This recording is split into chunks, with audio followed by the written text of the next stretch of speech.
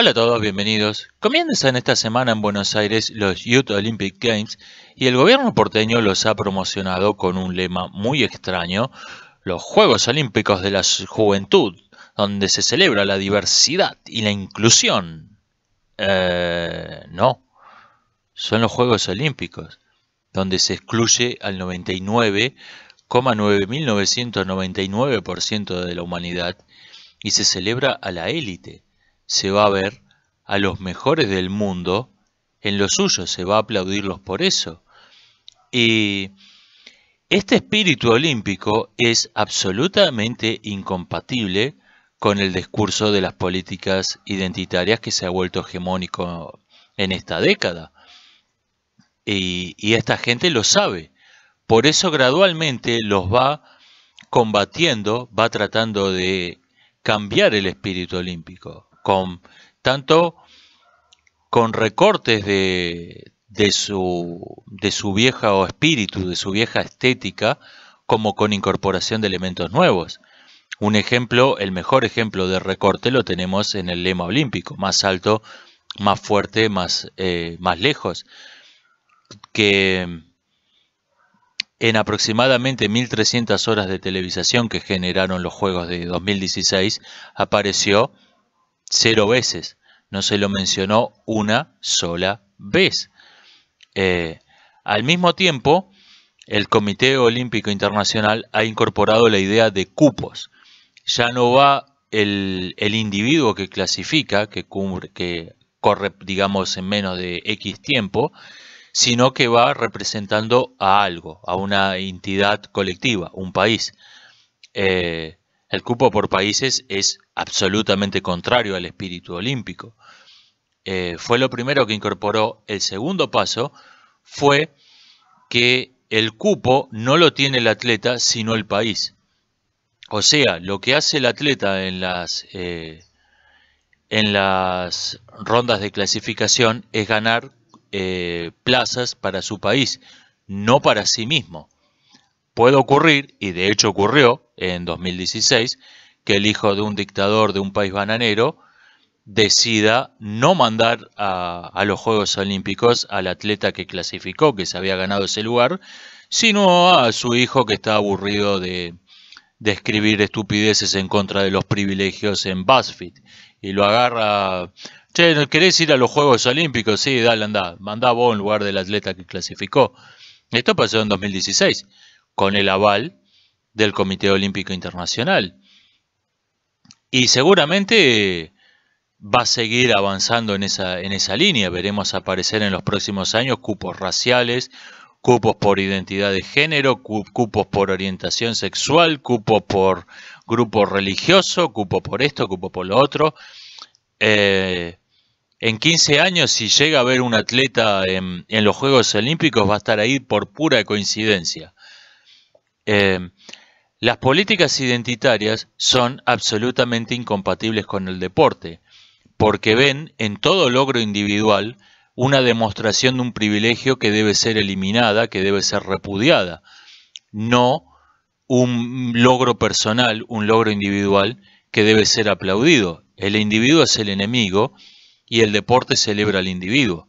El deporte celebra el logro individual.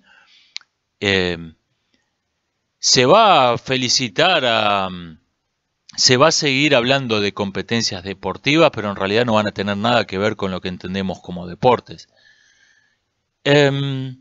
La otra víctima de este discurso de la corrección política, de la justicia social y de las políticas identitarias que no se suele mencionar es la ciencia. Estas políticas, por ser notoriamente falsas en sus fundamentos, ven a la verdad como una enemiga. Y la ciencia busca la verdad. Nuevamente, va a haber algo que se llame la ciencia, y de hecho lo hay, pero no va a tener nada que ver con el método científico.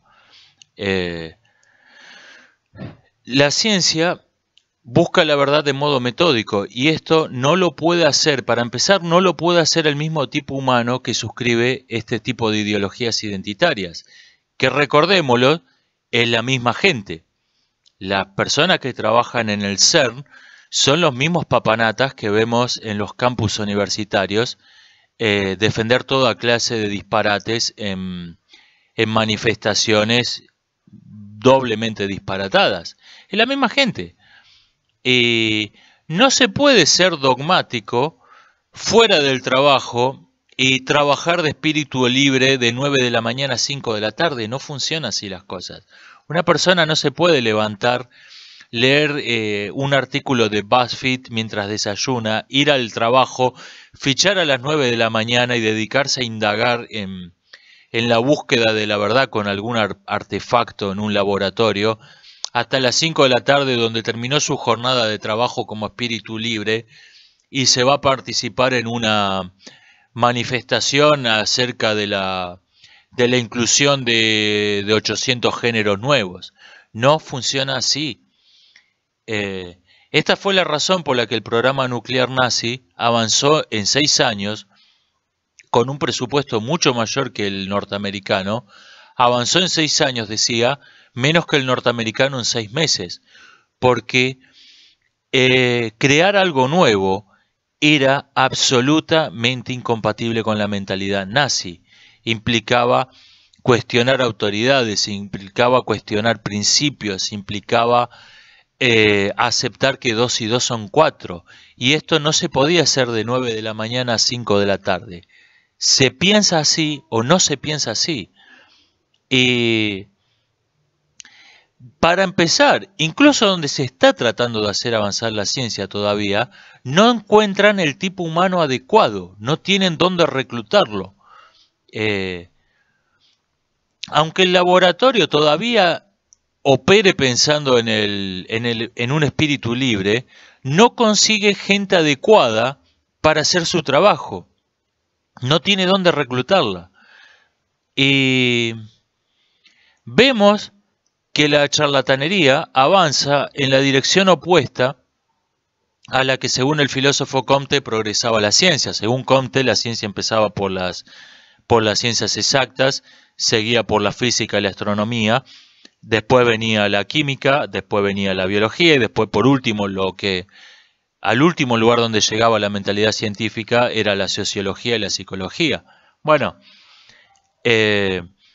la charlatanería avanza en la dirección contraria. Comienza siendo falsa psicología y falsa sociología. Para fundamentar esas falsas leyes causales sociológico-psicológicas hace falta una falsa biología y una falsa medicina. Para fundamentar estas hace falta una falsa física, una falsa química. Y por último, para que estas no queden en el aire, hace falta una falsa matemática. Y esto, de hecho, ya ha ocurrido en otras épocas de la historia, esta demolición de arriba hacia abajo del edificio de la ciencia. Y es lo que estamos viendo en este momento.